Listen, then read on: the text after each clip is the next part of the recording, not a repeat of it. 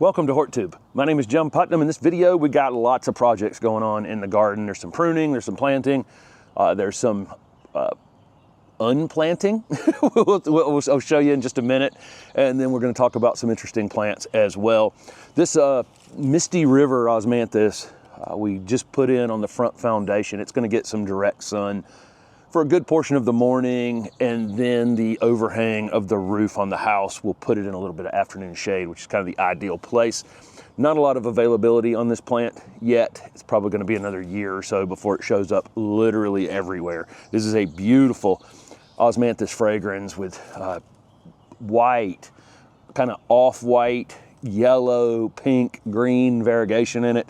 Variegation's unbelievable. It flowers. When I first saw this plant a couple years ago, I thought, well, it's probably just not going to flower as well. We're going to sacrifice flowers for all that beautiful foliage.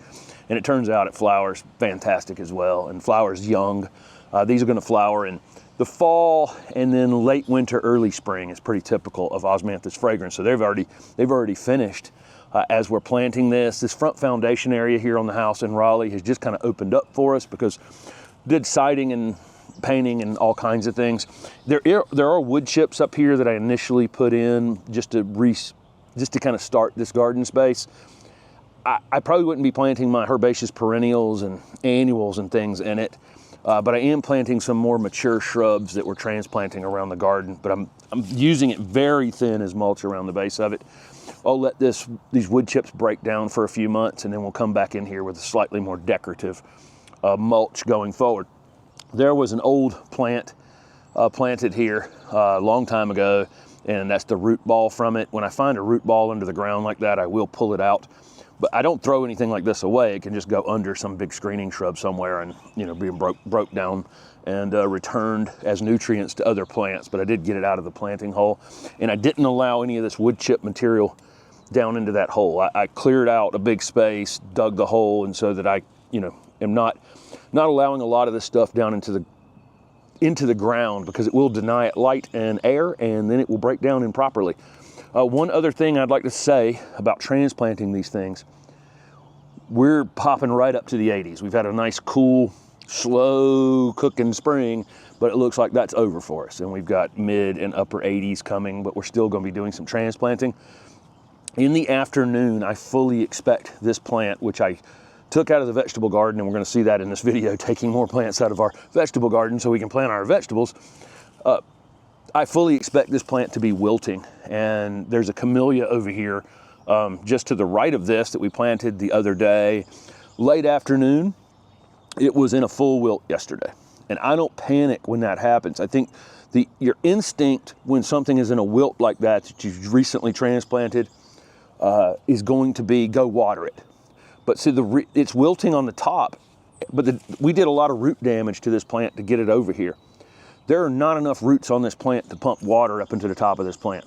So it's going to wilt this afternoon, and no amount of water that I put down at the base of that plant is going to change that. So I'm going to water this in to settle it in, and I'm going to make sure it's moist down here, but it's still going to wilt. There's no amount of water that's going to change that.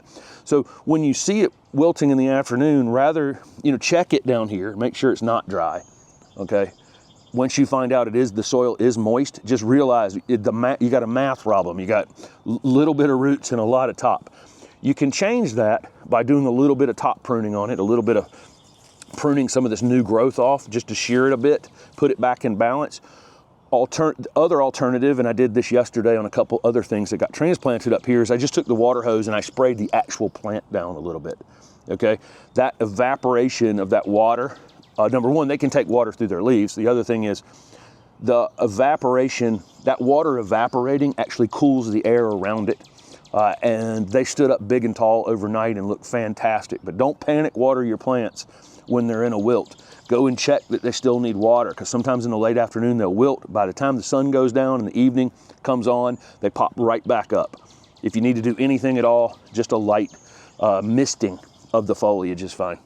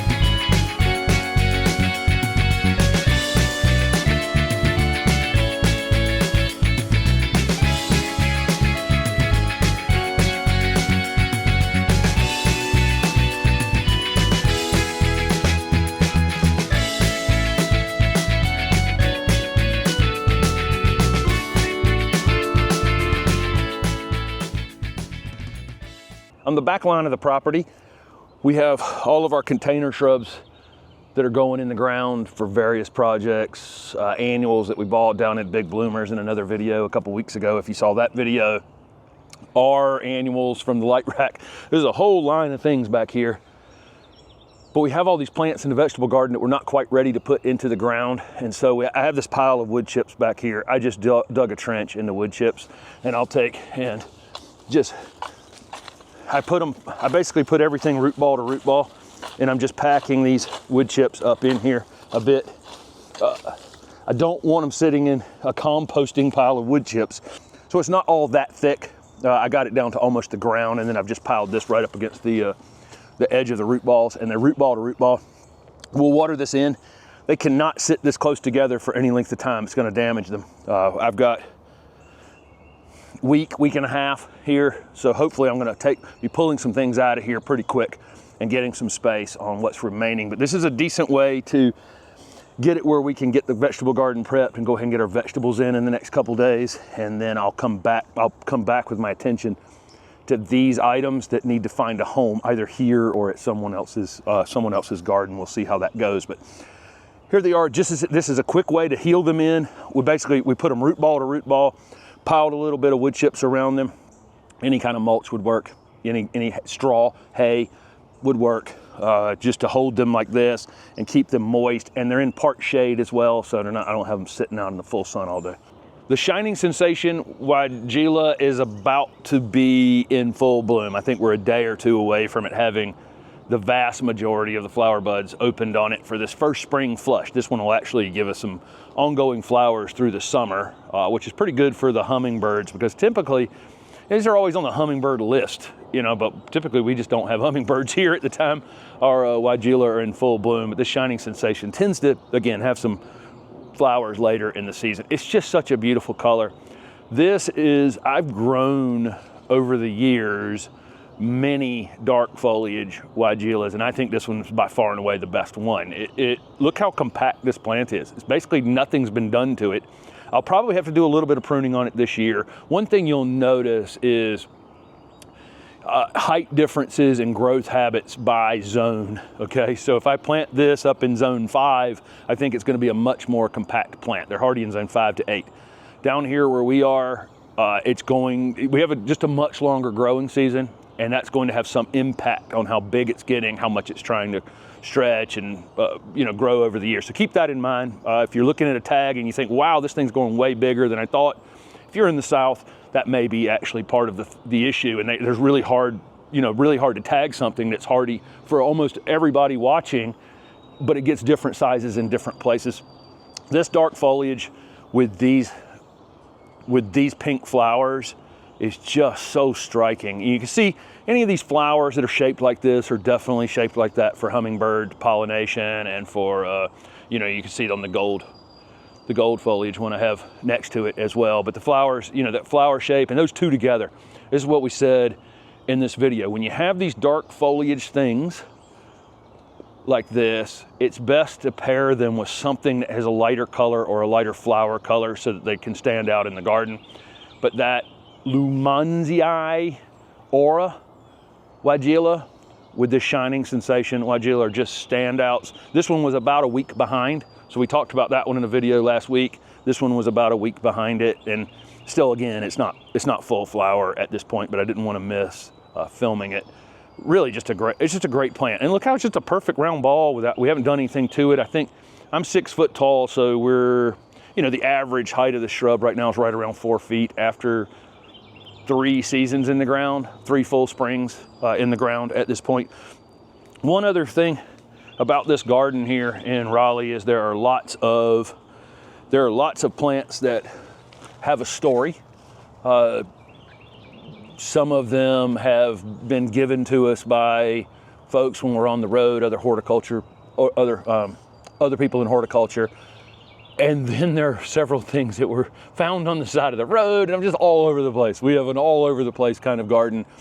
These callas came out of a garden of a friend who was moving, and the people that were moving into the house didn't really, she had told them she was going to grab some of the plants. So we were able to grab a couple things from this garden And these calla lilies have just been a beast in the garden. In fact, these were in full bloom December 22nd freeze in 2022. So when that December freeze came along, they were still blooming, still looked like this.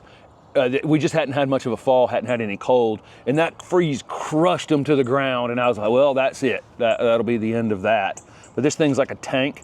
We actually last year had to thin it a bit, and we're gonna have to do the same thing this year. It's just an absolute beast here in the garden.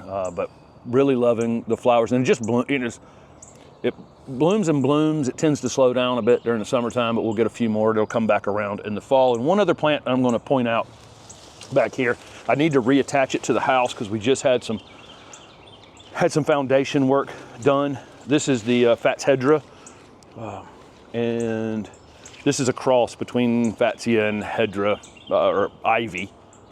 Talked about it several times, but I got to reattach it to the wall. You can see how much it can grow like this, and I've got it attached right here, and it could just be this weeping thing that I allowed to come in several directions. But I'm going to stake some of it back up. I want to get it a little higher up here on the screen porch, but that thing's looking absolutely fantastic right now. Framed right in the middle of the two Wiegela and the Fathedera. The callas back here behind me. A couple other notes on the callas. The callas do like well-drained soil. They are invasive in some places. California, Australia, they can really, that spreading rhizome under the ground can be pretty aggressive.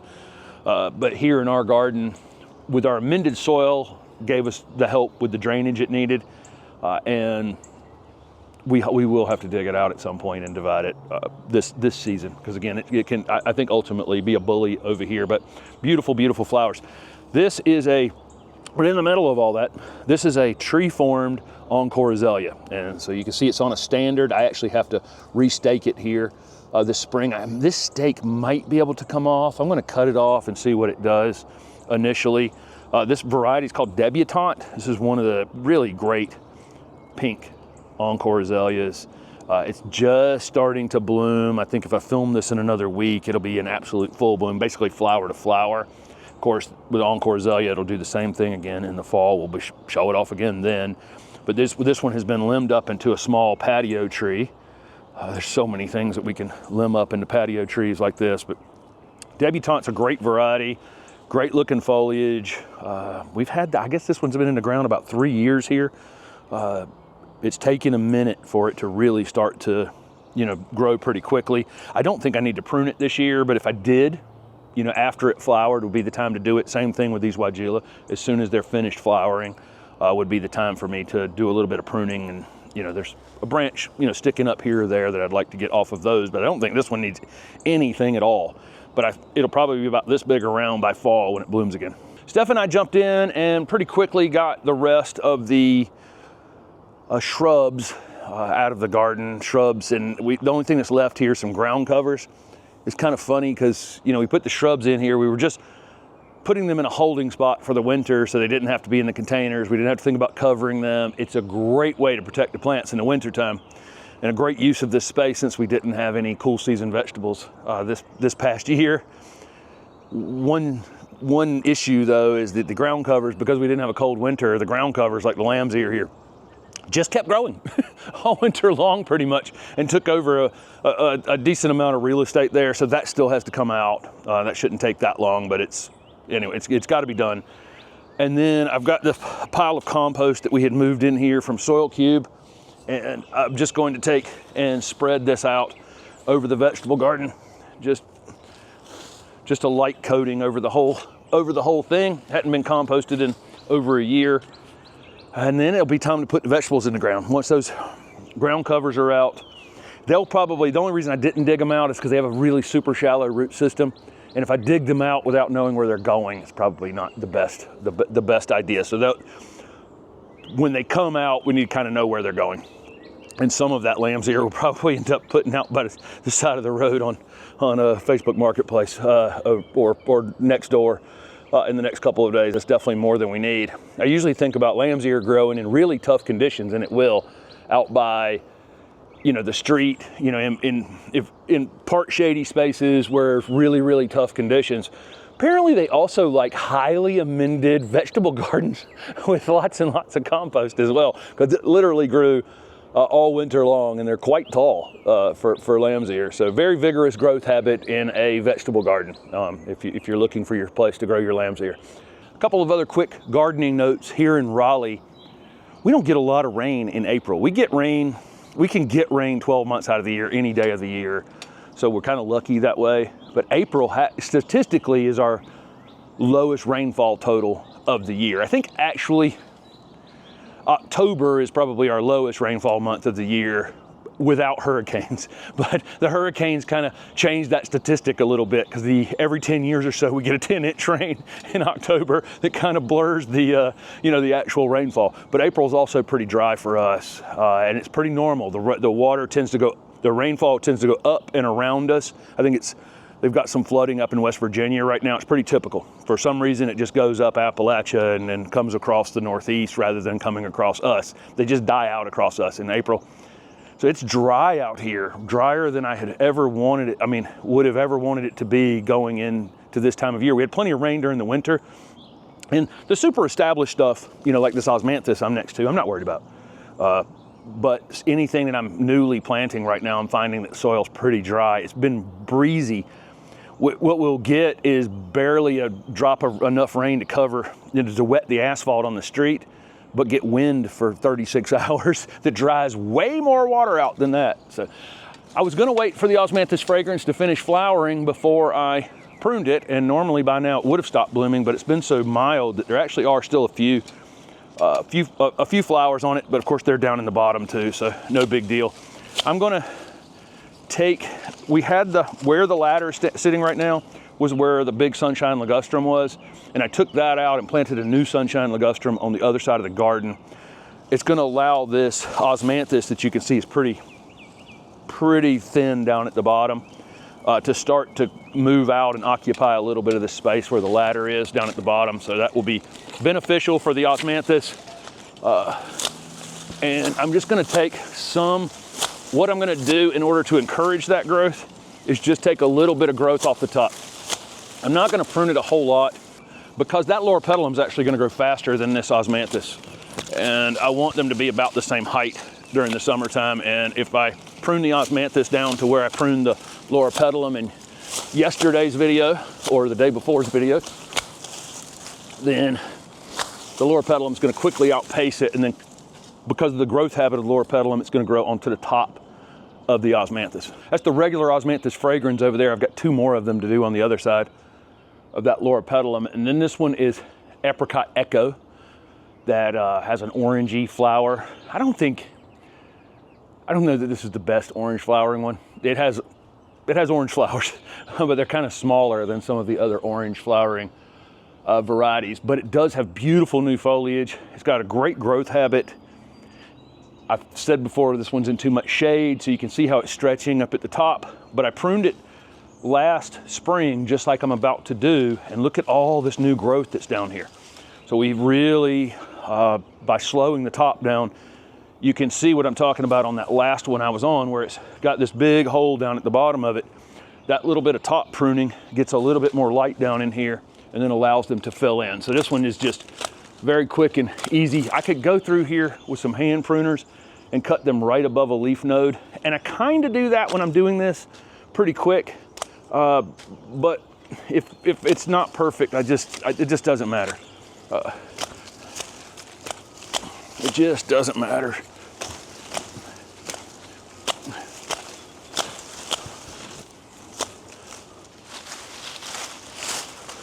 Definitely taking some height out of it. Ultimately, it is a screening plant along here, and I need to get some height out of it.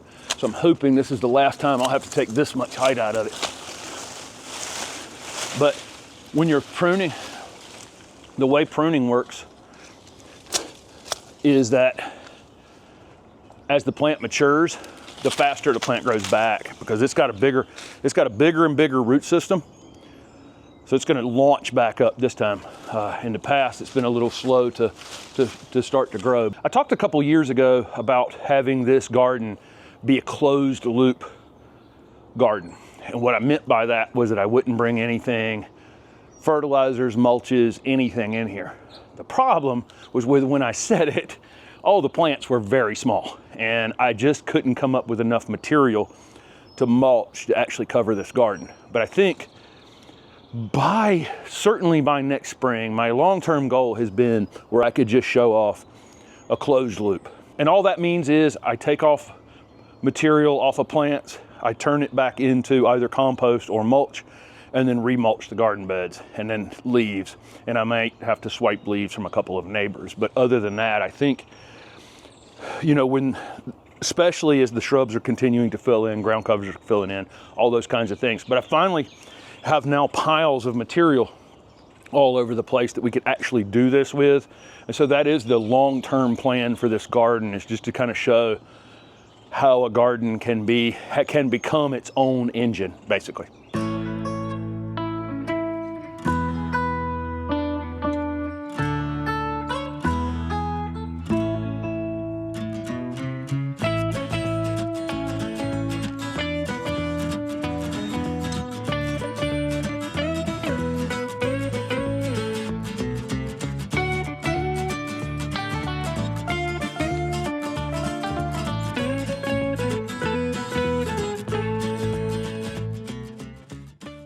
A couple other points on pruning these big things, these big leafy evergreens. Again, it doesn't matter all that much, you know, how exacting I am in any way, shape, or form on these loropetalum or this osmanthus.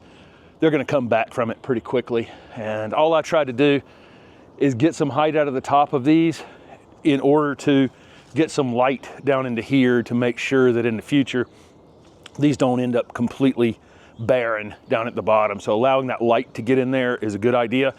If you can, and I haven't really left enough room here to do this, but if you can, on these larger shrubs like this, if you can prune them at a back angle, so where the top is narrower than the bottom, like hollies grow and like conifers grow and like plants kind of naturally grow so that they get light all the way down to the base.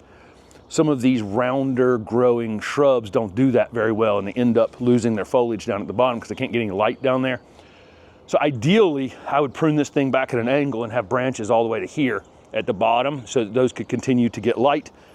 I don't want to eat up that much footprint. So I'm just taking the height down, allowing some light to get in here. That should generate some more growth down here in the bottom. And in the future, keep them fuller. There you go. That's the largest shrubs we have in the garden. So the next pruning jobs will be this and not climbing on ladders. The other negative about us having had such little rainfall this season is all of the pollen, all the pine pollen, all the oak pollen, all the pollen has landed on all the plants. And so as I'm pruning them and working with them, we're breathing in a lot of it. Probably should have a mask on out here, actually. The stellar Ruby Magnolia is full on showing off. It's about to flush out some new growth, but before it does that, it is absolutely covered. Every single stem is covered in flowers. You can see the buds along here, and then starting to open some flowers. They're kind of a ruby color, you know, stellar ruby is probably the good name for this plant. Look how great the foliage looks. This is a plant, you know, there's a lot of plants in the garden here that it wouldn't matter whether this thing bloomed or not. It's just such a perfect habit. Again, I'm 6 feet, so this thing's probably 8.5 feet tall now. It's only about 4.5 feet wide. Perfect habit to it. We'll slowly but surely limit up just a bit, but it doesn't really, it's kind of the perfect plant for this 0.19 acre urban lot in Raleigh, where we're putting so many plants, and we've committed so many plants to this garden, because it just automatically has the branches come up at an angle like this and get out of the way of all the things we have underplanting it. There's a salvia down here, and there's this lower growing loropetalum. There's a boxwood behind it, a mahonia behind it, all kinds of things around it. It's not interfering with any of them, despite being, you know, 8.5 feet tall at this point. These are hardy in zone 7 to 9, and you can definitely, in zone 7, I don't think it would be a good idea to have it out on the edge of your property. I think in that situation, it needs to be protected up by a house as a corner foundation plant. Well, what a corner foundation plant this would be, right? Everybody's looking for something that's tall and narrow for the corner of a foundation. This is perfect for that. Zone 8 and 9, you could put it pretty much anywhere in your garden. you know, that this would work, including as a screen. It's grown quickly.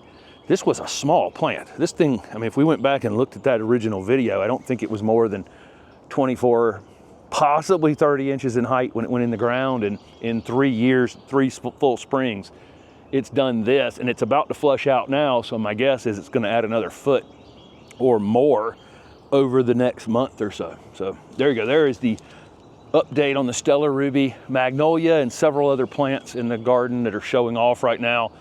Our vegetable garden is at the point where we can get our vegetables in the next few days, so that'll be in upcoming content. And pruning as we go. We're just pruning as things, again, like the stellar Ruby Magnolia, after it finishes flowering. If I did need to prune it, which I don't, that would be the time to do it. So we're just pruning after all this early spring flowering things finish, if we need to prune them. You don't have to prune anything. You don't have to at all, but there are some controls in our kind of crazy garden here in Raleigh that we have to add to some plants in order for them to play nice with other things. What's showing off in your garden? We'd love to know. Let us know down below in the comments. Thanks for watching.